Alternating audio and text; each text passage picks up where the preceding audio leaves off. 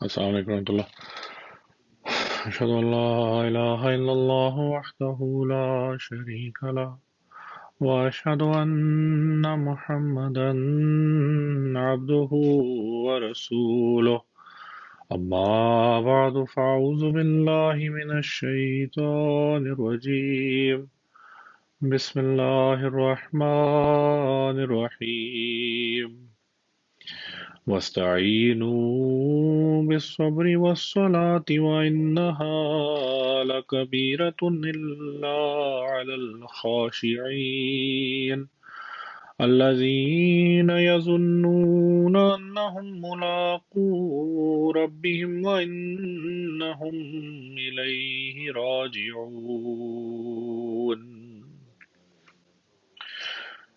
رمضان کے مہینے میں ہمارا مقصد اللہ تعالیٰ کا قرب پانا ہوتا ہے،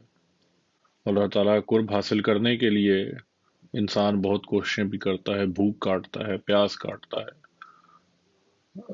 ایسی چیزوں سے جو عام دنوں میں حلال ہوں ان سے بچتا ہے، ان سے دور رہتا ہے، ان کو چھوڑتا ہے۔ یہ سب کچھ انسان اللہ تعالیٰ کی خاطر کرتا ہے اور اللہ تعالیٰ کے لیے کرتا ہے، اور اس لیے کرتا ہے کہ انسان کا اللہ تعالیٰ سے پختہ تعلق ہو جائے، اللہ تعالیٰ اس کے گناہ بخش دے، اس کے گناہ بخشے جائیں۔ خدا تعالیٰ کا قرب پانے کے لیے جس بنیادی بات کی طرف اللہ تعالیٰ نے ہمیں جو آیت میں نے تلاوت کی اسے توجہ دلائی ہے، اور یہ قرآن کریم اور جگہوں پر بھی ہے، وہ عاجزی اور انکساری ہے۔ اللہ تعالیٰ فرماتا ہے کہ وَاسْتَعِینُوا بِالصَّبْرِ وَالصَّلَاةِ، کہ صبر اور نماز کے ساتھ اللہ تعالیٰ کی مدد چاہو، مدد مانگو۔ وَإِنَّهَا لَكَبِيرَةٌ إِلَّا عَلَى الْخَاشِعِينَ، اور یہ بات جو ہے وہ ان لوگوں پر جو عاجزی اختیار کرنے والے ہیں، فروتنی اختیار کرنے والے ہیں، ان کے سوا سب پر بوجھل ہے، مشکل ہو جاتی ہے ان کے لیے کہ اس کو وہ اس طرح صبر کے ساتھ، اس طرح عاجزی کے ساتھ اللہ تعالیٰ کے حضور مدد مانگتے پھریں۔ اور عاجزی اختیار کرنے والے کون ہیں؟ اللہ تعالیٰ نے بیان فرمایا الذین یظنون انہم ملاقو ربہم، اور وہ لوگ ہیں جو اس بات کا یقین رکھتے ہیں کہ انہیں ایک نہ ایک دن اللہ تعالیٰ سے ملاقات کرنی ہے، ملنے والے ہیں۔ وَإِنَّهُمْ إِلَيْهِ راجعون، اور وہ اس کی طرف لوٹ کر جانے والے ہیں۔ تو یہ وہ حقیقی معنی ہے اس میں جو ہمیں بیان کیے گئے کہ اصل مقصد اللہ تعالیٰ کا جو حاصل کرنا ہے وہ اس کی قرب ہے، اس کا قرب ہے، اور اس قرب کے لیے جو ہے کوشش کرنا ہے۔ اس قرب کے لیے کوشش کے ساتھ ساتھ دعا اور مدد چاہنا، اور اس کے ساتھ ساتھ عاجزی جو ہے وہ ان سارے کاموں کے لیے ضروری ہے۔ تو قرآن کریم کے تمام احکامات، تمام اوامر و نواہی جو خدا تعالیٰ کی رضا حاصل کرنے کے لیے ضروری ہیں، ان کی بنیاد عاجزی اور انکساری ہے۔ یا ہم یہ بھی کہہ سکتے ہیں کہ اللہ تعالیٰ کے احکامات پر عمل کرنا عاجزی اور انکساری کی طرف لے جاتا ہے، اور ایک حقیقی مومن اگر احکامات پر عمل کر رہا ہے تو یقیناً اس میں عاجزی اور انکساری پیدا ہو جاتی ہے۔ ایک سورہ بنی اسرائیل کی ایک آیت ہے جس میں آتا ہے کہ وہ یزیدہم خشوعا، کے الفاظ ہیں کہ یہ بات ان کو خشوع میں، عاجزی میں بڑھاتی ہے، کی تفسیر میں مسیح موعود علیہ الصلوۃ والسلام وضاحت کرتے ہوئے فرماتے ہیں کہ خدا تعالیٰ کا کلام ان میں فروتنی اور عاجزی کو بڑھاتا ہے۔ یعنی وہ جس قدر اللہ تعالیٰ کا کلام پڑھتے ہیں، اللہ تعالیٰ کے حکموں پر عمل کرتے ہیں، اس کی باتیں سنتے ہیں، تو وہ انہیں اس قدر ہی زیادہ سے زیادہ جو ہے عاجزی میں، انکساری میں اور فروتنی میں بڑھاتا ہے۔ پس ایک مومن جب یہ دعویٰ کرتا ہے کہ میں خدا تعالیٰ کے کلام پر ایمان لانے والا ہوں، اس کو پڑھنے والا اور اس پر عمل کرنے والا ہوں، تو پھر لازماً قرآن کریم کی تعلیم کے مطابق اس کی عبادتیں بھی، اس کے دوسرے اعمال بھی وہ اس وقت تک نہیں بجا لا سکتا جب تک ان میں انکساری اور عاجزی اور فروتنی نہ ہو، یا اس کی عاجزی اور انکساری ہی اسے ان عبادتوں اور اعمال کے اعلیٰ معیاروں کی طرف لے جانے والی نہ ہو۔ اور یہی ہمیں قرآن کریم میں سمجھ آتی ہے، اور یہی اس آیت میں جو میں نے تلاوت کی ہے، جو کہ سورۃ البقرہ کی آیات ہیں 46 اور 47 میں ہمیں یہ بات سمجھ آئی ہے۔ تو جو ہمیں حقیقی طور پر اللہ تعالیٰ نے بیان فرمایا وہ یہ ہے کہ عاجزی اور انکساری ہر انسان کو اپنے اندر پیدا کرنے کی حد الوسع کوشش کرنی چاہیے۔ حضرت اقدس مسیح موعود علیہ الصلوۃ والسلام فرماتے ہیں کہ اللہ تعالیٰ بہت رحیم و کریم ہے، وہ ہر طرح انسان کی پرورش فرماتا اور اس پر رحم کرتا ہے، اور اسی رحم کی وجہ سے وہ اپنے ماموروں اور مرسلوں کو بھیجتا ہے تا وہ اہل دنیا کو گناہ آلود زندگی سے نجات دیں، مگر تکبر بہت خطرناک بیماری ہے، جس انسان میں یہ پیدا ہو جاوے اس کے لیے روحانی موت ہے۔ فرمایا میں یقیناً سمجھ جانتا ہوں کہ یہ بیماری قتل سے بھی بڑھ کر ہے، فرمایا کہ قتل سے بھی بڑھ کر ہے، اور ساتھ ہی آپ نے فرمایا کہ متکبر شیطان کا بھائی ہوتا ہے، اس لیے کہ تکبر ہی نے شیطان کو ذلیل و خوار کیا۔ اپنے آپ کو بڑا سمجھنا، کسی دوسرے سے بہتر سمجھنا ہی وہ چیز ہے جس نے آخرکار شیطان کو بھی جو ہے وہ حضرت آدم علیہ السلام کو اللہ تعالیٰ کے حکموں کو ماننے پر اللہ تعالیٰ کے حکموں کو ماننے سے روکے رکھا۔ اور حضور فرماتے ہیں کہ اس لیے کہ تکبر ہی ہے شیطان کو ذلیل و خوار کیا، یعنی تکبر اگر نہ ہوتا، یا وہ اپنے آپ کو بہتر نہ سمجھتا، یا یہ نہ کہتا کہ انا خیر منہ، کہ میں تو اس سے بہتر ہوں، تو شاید اس کو جو ہے وہ توفیق مل جاتی۔ حضور فرماتے ہیں اس لیے مومن کی یہ شرط ہے کہ اس میں تکبر نہ ہو، بلکہ انکسار، عاجزی، فروتنی اس میں پائی جائے، اور یہ خدا تعالیٰ کے ماموروں کا خاصہ ہے جو خدا تعالیٰ کی طرف سے بھیجے جاتے ہیں۔ یہ ان میں خصوصی بات یہ ہے کہ وہ ان میں تکبر بالکل نہیں ہوتا۔ وہ یہ جانتے ہوئے بھی کہ اس وقت اللہ تعالیٰ نے ان کو چنا ہے، اور اس ذمہ داری کو سمجھتے ہوئے وہ اس قدر مزید سے مزید تر جھکتے چلے جاتے ہیں خدا تعالیٰ کے حضور، اور یہی مومنین کا بھی خاصہ قرآن کریم نے بیان کیا ہے۔ اور حضور فرماتے ہیں ان میں حد درجے کی فروتنی اور انکسار ہوتا ہے، اور سب سے بڑھ کر حضور صلی اللہ علیہ وسلم میں یہ وصف تھا۔ آپ کے ایک خادم سے پوچھا گیا کہ تیرے ساتھ آپ کا کیا معاملہ ہے، یعنی حضور صلی اللہ علیہ وسلم کا آپ سے کیا سلوک ہے؟ تو اس نے کہا سچ تو یہ ہے کہ مجھ سے زیادہ میری خدمت کرتے ہیں۔ تو یہ غیر سے مراد یہ کہ جو خادم ہے اس کی گواہی ہے کہ میرے سے زیادہ کام تو میرا ہے آپ کی خدمت کرنا، لیکن آپ اس قدر پیار کرنے والے، اس قدر محبت کرنے والے ہیں کہ میرے سے زیادہ خدمت جو ہے وہ میری آپ کرتے ہیں۔ یہ ہے حضور فرماتے ہیں مسیحوں کی یہ ہے نمونہ اعلیٰ اخلاق اور فروتنی کا، اور یہ بات سچ ہے کہ زیادہ تر عزیزوں میں خدام ہوتے ہیں جو ہر وقت گرد و پیش حاضر رہتے ہیں۔ اس لیے اگر کسی کے انکسار و فروتنی اور تحمل اور برداشت کا نمونہ دیکھنا ہو تو ان سے معلوم ہو سکتا ہے، یعنی خادم ہی ہیں جو زیادہ تر پاس ہوتے ہیں گھروں میں جو خادم ہوتے ہیں،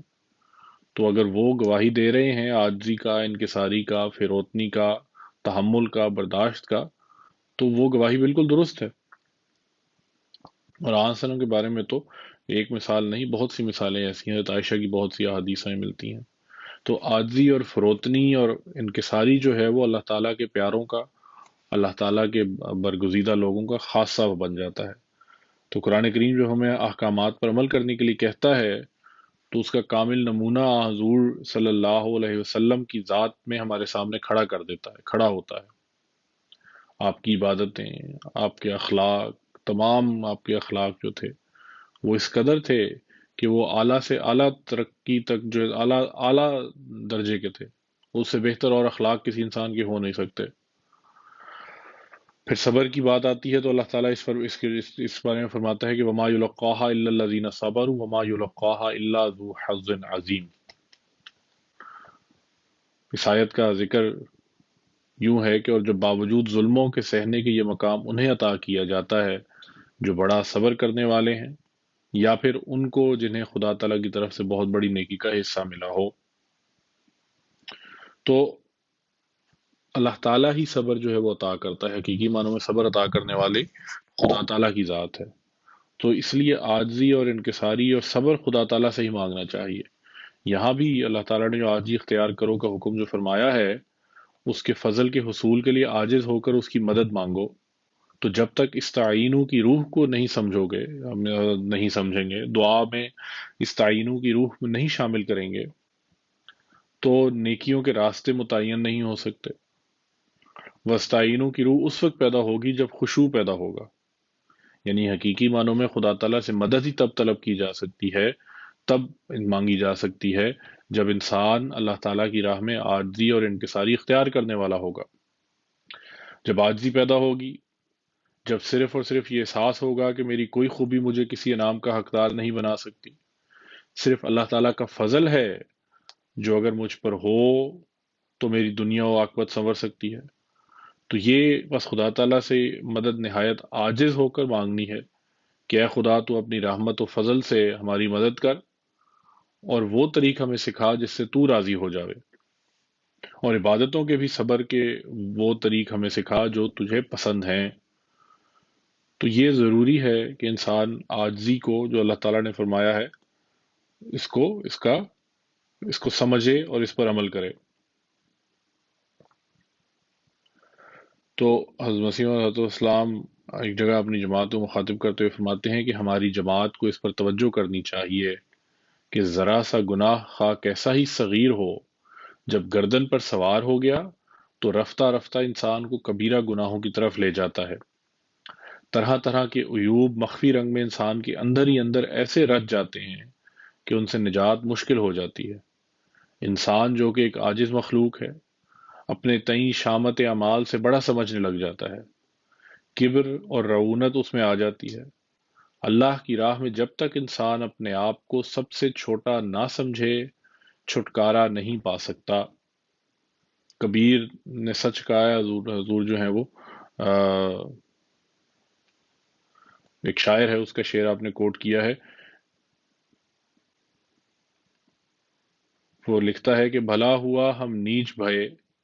ہر کو کیا سلام، جے ہوتے گھر اونچ کے ملتا کہاں بھگوان. یعنی اللہ تعالیٰ کا شکر ہے کہ ہم چھوٹے گھر میں پیدا ہوئے اور ہر ایک کو ہم سلام کرتے ہیں، ادب سے بات کرتے ہیں. اگر عالی خاندان میں پیدا ہوتے تو خدا نہ ملتا. تو جب لوگ اپنی اعلیٰ ذات پر فخر کرتے تو کبیر اپنی ذات پر نظر کر کے شکر کرتا ہے. فرمایا پس انسان کو چاہیے کہ ہر دم اپنے آپ کو دیکھے کہ میں کیسا ہیچ ہوں. انسان کے آخرکار طاقت میں ہے کیا؟ یہ تو بڑے سے بڑا انسان بھی جانتا ہے کہ یہ اس کے بس کی بات نہیں ہے کہ اس نے اگلے لمحے میں سانس بھی تک بھی لینا ہے کہ نہیں لینا. اس نے اٹھ کے 3 قدم چلنا بھی ہے کہ نہیں چلنا. تو آخرکار انسان کے قبضے میں کچھ ایسا نہیں ہے جس پر وہ تکبر کرتا ہے. تو فرماتے ہیں کہ ہر دم اپنے آپ کو دیکھے کہ میں کیسا ہیچ ہوں، میری کیا ہستی ہے. ہر ایک انسان خواہ کتنا ہی عالی نسب ہو، مگر جب وہ اپنے آپ کو دیکھے گا یعنی باہر نہج سے، یعنی ہر طریق سے کسی نہ کسی پہلو میں بشرطے کہ آنکھیں رکھتا ہو، تمام کائنات سے اپنے آپ کو ضرور بے ضرور ناقابل و ہیچ جان لے گا. تو انسان تو آخرکار ہے ہی کچھ نہیں. اللہ تعالیٰ نے خود فرمایا ہے کہ انسان تھا کیا چیز؟ پانی کا ایک چھوٹا سا جو ہے وہ لوتھڑا تھا جس سے آخرکار انسان بنا. پھر فرماتے ہیں انسان جب تک ایک غریب و بےکس بڑھیا کے ساتھ وہ اخلاق نہ برتے جو ایک اعلیٰ نسب عالی جا انسان کے ساتھ برتتا ہے یا برتنے چاہیے، اور ہر ایک طرح کے غرور اور رعونت و کبر سے اپنے آپ کو نہ بچاوے، وہ ہرگز ہرگز خدا تعالیٰ کی بادشاہت میں داخل نہیں ہو سکتا. اب یہ اخلاق اور حسن سلوک کی بھی بات آ گئی کہ صرف اپنی ذات تک ہی عاجزی اختیار نہیں کرنی بلکہ دوسروں کو بھی عاجزی اور انکساری کے ساتھ ان کے ساتھ پیش آنا ہے. یہ نہیں کہ انسان کے اخلاق میں جو ہے وہ امیر اور غریب کا جو ہے فرق پیدا ہو جائے، فرق ہو، امیر اور غریب میں فرق پیدا ہوتا ہو. اگر وہ پیدا ہوتا ہے تو پھر جو ہے انسان جو ہے اس میں اخلاق میں کمی ہو جاتی ہے. اخلاق جو ہے وہ اخلاق اس سے بتاتے ہیں کہ اخلاق میں مکمل طور پہ انسان نے بھی ترقی نہیں کی. پھر آپ فرماتے ہیں کہ اللہ جل شانہ نے جو دروازہ اپنی مخلوق کی بھلائی کے لیے کھولا ہے وہ ایک ہی ہے، یعنی دعا. جب کوئی شخص بکا و زاری سے اس دروازے میں داخل ہوتا ہے تو وہ مولائے کریم اس کو پاکیزگی و طہارت کی چادر پہنا دیتا ہے اور اپنی عظمت کا غلبہ اس پر اس قدر کر دیتا ہے کہ بے جا کاموں اور ناکارہ حرکتوں سے وہ کوسوں بھاگ جاتا ہے. ہم فرماتے ہیں کیا سبب ہے کہ انسان باوجود خدا کو ماننے کے بھی گناہ سے پرہیز نہیں کرتا؟ در حقیقت اس میں داہریت کی ایک رگ ہے اور اس کو پورا پورا یقین اور ایمان اللہ تعالیٰ پر نہیں ہوتا، اب یہ بات کس قدر سچی ہے؟ ہم ہر لحاظ سے اپنا جائزہ لیں تو یہ بات درست ہے کہ انسان گناہ کا مرتکب بھی تب ہوتا ہے جب وہ خدا تعالیٰ پر یقین حقیقی معنوں میں، مکمل معنوں میں نہیں کرتا۔ اگر انسان کو یہ یقین ہو کہ ایک اعلیٰ ہستی ہے جو غیب کو بھی جانتی ہے،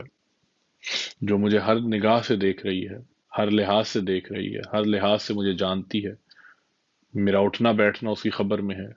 میرا جاگنا سونا اس کی خبر میں ہے، میرے دل کے خیالات تک اس کو پتہ ہے، میری نیتیں اس کو پتہ ہیں، میری بات کرنے کی وجہ اس کو پتہ ہے، اس کو تو میں دھوکہ نہیں دے سکتا۔ ہاں، انسان کو دھوکہ دیا بھی جا سکتا ہے، ان کو آ، بات کر کے باتوں کے جال میں ہی پھنسایا جا سکتا ہے، لیکن خدا تعالیٰ کے لیے تو ایسی کوئی بات نہیں کہ خدا تعالیٰ کو جو ہے وہ کسی جال میں پھنسا لیا جائے۔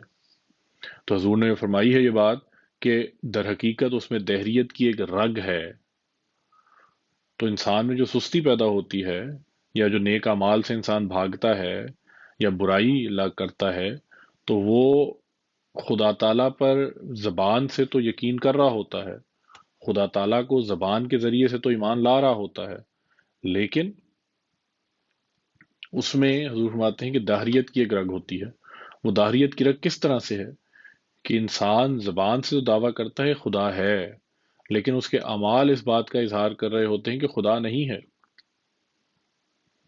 اور وہ اس طرح کہ مثال کے طور پر ایک شخص جانتا ہے کہ نماز ادا کرنی چاہیے، لیکن وہ نماز ادا نہیں کرتا، نہیں پڑھتا، 5 وقتہ نماز مکمل طور پہ صحیح معنوں میں ادا نہیں کرتا،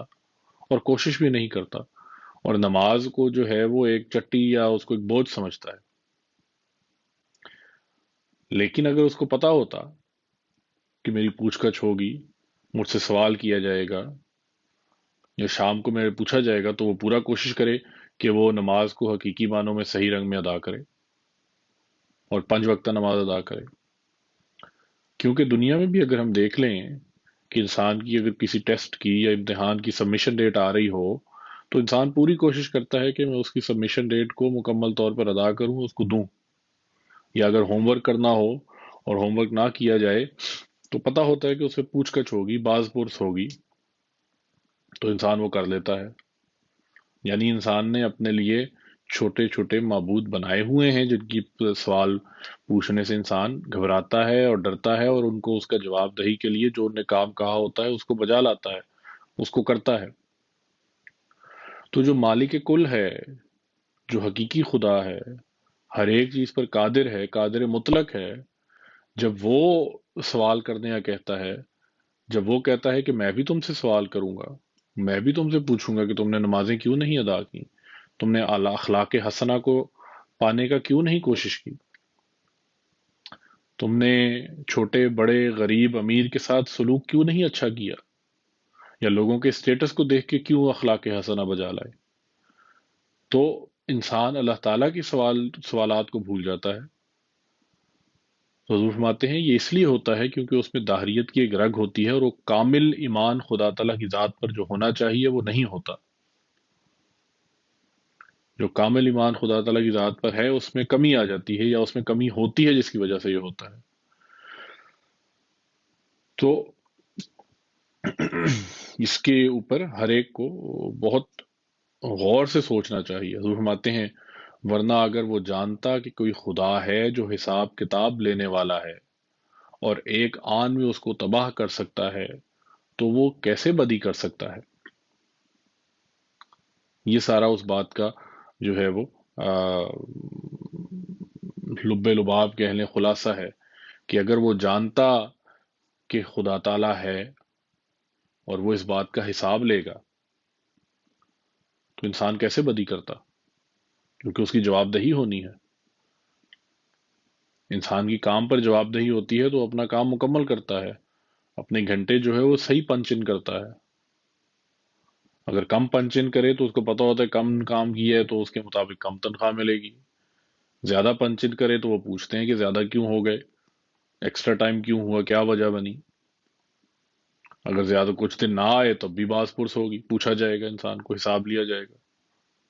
تو وہ خالق کل جو کہتا ہے کہ اقرا کتابک، اپنی کتاب کو پڑھ، جو جو اعمال تو نے بجا لائے وہ سب کچھ اس میں لکھا ہوا ہے، اور جو نہیں بجا لائے وہ بھی اس میں لکھا ہوا ہے کہ کیوں نہیں بجا لائے، کہاں کہاں پہ سستی کی گئی، کہاں کہاں پر سوچا کہ یہ تو ٹھیک ہے، اس کی تو مجھے ضرورت ہی نہیں ہے۔ ہر چیز لکھی ہوئی ہے، نیتیں بھی، سوچیں بھی، خیالات بھی، اچھے اعمال بھی، برے اعمال بھی۔ تو جب وہ کتاب پیش ہوگی تو اللہ تعالیٰ نے قرآن کریم میں کئی جگہ فرمایا ہے کہ جب وہ کتاب پیش ہوگی تو انسان کہنے لگے گا کہ ان لنا کررتن، کہ کاش میرے لیے دوسرا ایک موقع ہوتا، کاش اے خدا تو مجھے ایک اور موقع دے دیتا تو میں نیک امال کرتا، اچھے امال بجا لاتا۔ لیکن وہ حقیقت تو اللہ تعالیٰ شروع پہلے دن سے بیان کر رہا ہے کہ یہ ہوگا، اور اللہ تعالیٰ نے قرآن کریم میں فرمایا ہے کہ جب وہ لوگ جو نہیں اس پہ یقین رکھتے اور نہیں ایمان لاتے، وہ قیامت کے دن کہیں گے کہ انا لنا کررتن، کہ کاش ہمارے پاس ایک اور موقع ہمیں مل جاتا تو ہم نیک امال بجا لاتے۔ موقع تو اب ہے موقع سب کے پاس۔ اللہ تعالیٰ نے قرآن کریم میں، حضور صلی اللہ علیہ وآلہ وسلم نے اپنی احادیث میں، حضرت اقدس مسیح موعود علیہ الصلوۃ والسلام نے اپنے روحانی خزائن میں، اور خلفاء نے اپنے خطبات میں، خطابات میں بڑے درد سے اس طرف لوگوں کو توجہ دلائی ہے، ہمیں توجہ دلائی ہے، اور وہ بات تو کی جا رہی ہے، سب بتایا جا رہا ہے، سب کچھ پتا بھی ہے، لیکن انسان جانتے بوجھتے سوچتا ہے کہ کہاں باز پرس ہوگی، حساب کب لیا جائے گا، ہم سے کون حساب لے گا، اور پھر وہ خدا کو بھول جاتا ہے۔ پھر وہ فرماتے ہیں پھر فرماتے ہیں اور ایک دن ایک آن میں اس کو تباہ کر، بات پیچھے سے چل رہی ہے کہ ورنہ اگر وہ جانتا کہ کوئی خدا ہے جو حساب کتاب لینے والا ہے اور ایک آن میں اس کو تباہ کر سکتا ہے تو وہ کیسے بدی کر سکتا ہے۔ فرمایا اس لیے حدیث شریف میں وارد ہے کہ کوئی چور چوری نہیں کرتا دراں دراں حالانکہ وہ مومن ہے، اور کوئی زانی زنا نہیں کرتا دراں حالانکہ وہ مومن ہے، یعنی چور بھی اور زانی بھی بے شک ایک وقت میں ایمان اللہ تعالیٰ پر نہیں ہوتا جب وہ یہ کام کر رہے ہوتے ہیں۔ جب چور چوری کر رہا ہوتا ہے تو اس کا ایمان اللہ تعالیٰ پر نہیں ہوتا، اور یہ ہر برائی پر یہ ہے، جب انسان نماز ترک کرتا ہے، چھوڑتا ہے، تو اس کا اللہ تعالیٰ پر ایمان نہیں ہوتا۔ انسان کسی کی امانت میں خیانت کرتا ہے تو اس کا اس وقت اللہ تعالیٰ پر ایمان نہیں ہوتا۔ انسان جب جھوٹ بولتا ہے اپنے آپ کو کسی کام سے نکالنے کے لیے، اپنی غلطیوں اس کے میں سے جو سرزد ہوئے ہوتے ہیں ان سے بچانے کے لیے، نکالنے کے لیے، تو یا کسی کو دھوکہ دینے کے لیے جھوٹ بولتا ہے، تو اس وقت وہ اللہ تعالیٰ پر ایمان نہیں لا رہا ہوتا۔ غرضے کہ ہم اپنے دن میں کتنے مواقع ہیں جن کے بارے میں سوچ سکتے ہیں کہ آیا اس وقت ہمارا اللہ تعالیٰ پر ایمان تھا یا نہیں تھا، یا دن میں کتنی دفعہ ہم سے ایتھیزم کے یا دہریت کے عقائد پر ہم عمل کرنے والے تھے۔ بہت لوگ پوچھتے ہیں کہ دہریت بڑھ رہی ہے، ان کا جواب کیسے دیا جائے، ان کے جوابات کیا ہیں، لیکن سوچنے والا مقام تو یہ ہے کہ جو ہم خدا پر ایمان لانے کا دعویٰ کرتے ہیں، کیا ہم بھی تو اپنی زندگیوں میں، اپنے روزمرہ کے ایام میں جو ہے وہ دہریت کی رگ تو نہیں پا رکھتے؟ حضور فرماتے ہیں کہ بد کرداریوں سے نجات اسی وقت حاصل ہو سکتی ہے جبکہ یہ بصیرت اور معرفت پیدا ہو کہ خدا تعالیٰ کا غضب ایک ہلاک کرنے والی بجلی کی طرح ہے، ایک ہلاک کرنے والی بجلی کی طرح گرتا اور بھسم کرنے والی آگ کی طرح تباہ کر دیتا ہے۔ تب عظمت الہی دل پر ایسی مستولی ہو جاتی ہے کہ سب افعال بد اندر ہی اندر گداز ہو جاتے ہیں۔ یعنی جب اللہ تعالیٰ کی معرفت پیدا ہوتی ہے، انسان بصیرت پیدا ہوتی ہے کہ اللہ تعالیٰ کا غضب ہلاک کرنے والا ہے، اور جب یہ معرفت پیدا ہو جائے اور اللہ تعالیٰ کی عظمت دل میں پیدا ہو جائے گی، ایسی عظمت پیدا ہو جائے گی بالکل دل کو اپنے قبضے میں لے لے، تو پھر جو غلط افعال ہیں یا غلط خیالات ہیں ان میں پھر بہتری خود بخود آنی شروع ہو جاتی ہے، وہ ختم ہونا شروع ہو جاتے ہیں، وہ انسان کے اپنے ذہن میں ہی جل کر بھسم ہونا شروع ہو جاتے ہیں، ختم ہو جاتے ہیں۔ فرمایا پس نجات معرفت میں ہی ہے۔ معرفت کہتے ہیں حقیقی علم ہونا کسی چیز کے بارے میں۔ فرماتے ہیں معرفت ہی سے محبت بڑھتی ہے، اس لیے سب سے اول معرفت کا ہونا ضروری ہے۔ معرفت کے زیادہ کرنے والی دو چیزیں ہیں، حسن اور احسان۔ جس شخص کو اللہ جل شانہ کا حسن اور احسان معلوم نہیں، وہ کیا محبت کرے گا؟ یعنی جس شخص کو معرفت نہیں ہے، اس نے اللہ تعالیٰ کو جاننے کی کوشش نہیں کی، وہ کیا محبت کرے گا؟ فرمایا چنانچہ اللہ تعالیٰ فرماتا ہے کہ ولا يدخلون الجنت حتی یلج الجمل فی سم الخیاط، یعنی کفار جنت میں داخل نہ ہوں گے جب تک کہ اونٹ سوئی کے ناکے میں سے نہ گزر جائے۔ فرماتے ہیں مفسرین اس کا مطلب ظاہری طور پر لیتے ہیں، فرماتے ہیں مگر میں یہی کہتا ہوں کہ نجات کے طلبگار کو خدا تعالیٰ کی راہ میں نفس کے شتر بے مہار کو مجاہدات سے ایسا دبلا کر دینا چاہیے کہ وہ سوئی کے ناکے میں سے گزر جائے۔ شتر بے مہار، یہاں پہ اونٹ کا ذکر آیا ہے تو حضور فرماتے ہیں کہ اپنے بے لگام اونٹ کو، شتر کو اس طرح سے اپنے قابو میں کرے، اور وہ جو بدیاں کر کر کے، برائیاں کر کر کے موٹا تازہ پھل گیا ہے اور وہ سوئی کے ناکے میں سے نہیں گزر سکتا، جو شتر بے مہار انسان کا نفس برائیوں پر پلتا ہے، بدی پر پلتا ہے، برے اعمال پر پلتا ہے، اس کو ایسا فاقوں پہ ڈالے، ایسی اس کی ڈائٹنگ شروع کرے، خواہ وہ کیٹو ڈائٹ ہو، خواہ وہ سٹارویشن کی ڈائٹ ہو، جیسے جو مرضی ڈائٹ ہو اپنے اس کو کروانی ہی کروائیں، لیکن اس کی ایسی ڈائٹنگ کرے کہ وہ اس قدر دبلا پتلا ہو جائے کہ وہ سوئی کے ناکے میں سے گزر جائے۔ فرماتے ہیں جب تک نفس دنیاوی لذائذ و شہوانی حظوظ سے موٹا ہوا ہے، تب تک یہ شریعت کی پاک راہ سے گزر کر بہشت میں داخل نہیں ہو سکتا۔ اس نفس کا کرنے کے لیے کیا چیز ہے؟ دنیا کی لذتیں، دنیا پر گر پڑنا۔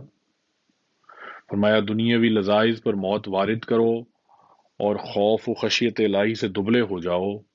تب تم گزر سکو گے، اور یہی گزرنا تمہیں جنت میں پہنچا کر نجات اخروی کا موجب ہوگا۔ تو رمضان میں جو ہم فزیکلی اپنے جسم کو کھانے پینے سے روکتے ہیں، تو اس کے ساتھ نفس کو بھی جو کھانا پینا روکنا ہے، نفس امارہ کا جو کھانا پینا روکنا ہے، اس کے لیے بھی ہمیں تیار ہونا چاہیے کہ ہم نے اپنے نفس کو، جو کہ نفس امارہ ہے، ان تمام چیزوں سے روکنا ہے اور دور کرنا ہے۔ وہ تمام چیزیں کیا ہیں؟ وہ تمام چیزیں یہ ہیں کہ انسان بدیوں سے اپنے آپ کو بچائے، اخلاق حسنہ کو اپنانے کی کوشش کرے، اور تبھی ہم اللہ تعالیٰ کی رضا کو پانے والے ہوں گے، اور تبھی حقیقی معنوں میں ہماری دعائیں بھی قبول ہوں گی۔ رمضان کا مہینہ دعاؤں کی قبولیت کا مہینہ ہے، تو اس کے لیے یہ جاننا ضروری ہے کہ انسان کو اپنے اندر عاجزی اور انکساری کے ساتھ اللہ تعالیٰ کے احکام پر عمل کرنے کی کوشش کرنی چاہیے، اور جب ہم ان پر عمل کرنے کی کوشش کریں گے یا عمل کریں گے تو ہمیں خود بخود انشاءاللہ العزیز عاجزی اور انکساری پیدا ہو جائے گی۔ اللہ تعالیٰ کرے کہ ہم میں سے ہر ایک عاجزی اور انکساری کے اس مقام پر پہنچے جہاں ہمارا صبر بھی حقیقی صبر بن جائے، ہماری عبادتیں بھی حقیقی عبادتیں بن جائیں جو خدا تعالیٰ کے ہاں مقبول ہوں، اور صبر اور دعاؤں کے پھل اگلے جہان میں نہیں بلکہ اس دنیا میں ہی ایسے لگیں کہ دنیا کو نظر آ جائے، اور ہم حضرت اقدس مسیح موعود علیہ الصلوۃ والسلام نے جو جماعت قائم فرمائی ہے اللہ تعالیٰ کے اذن سے، اس کی ذمہ داریوں کو سمجھنے، اس میں شامل ہونے کی ذمہ داریوں کو سمجھنے والے ہوں، اور ان توقعات پر پورا اترنے والے ہوں جو آپ علیہ الصلوۃ والسلام نے اپنی جماعت سے وابستہ کی ہیں۔ اسی لیے ضروری ہے کہ وستعینوا بالصبر والصلاۃ، کہ صبر اور نماز کے ساتھ اللہ تعالیٰ کی مدد چاہو، اور یقیناً حقیقی نیکی جو ہے، حقیقی عبادت جو ہے، وہ تکبر کرنے والوں پر، بڑائی کرنے والوں پر، اپنے آپ کو دوسروں سے بڑا سمجھنے والوں پر مشکل ہے، الا علی الخاشعین، لیکن ان لوگوں کے لیے آسان ہے جو عاجزی اور انکساری اختیار کرتے ہیں۔ اللہم صلی علی محمد وعلی آل محمد افضل صلواتک وبارک وسلم انک حمید مجید۔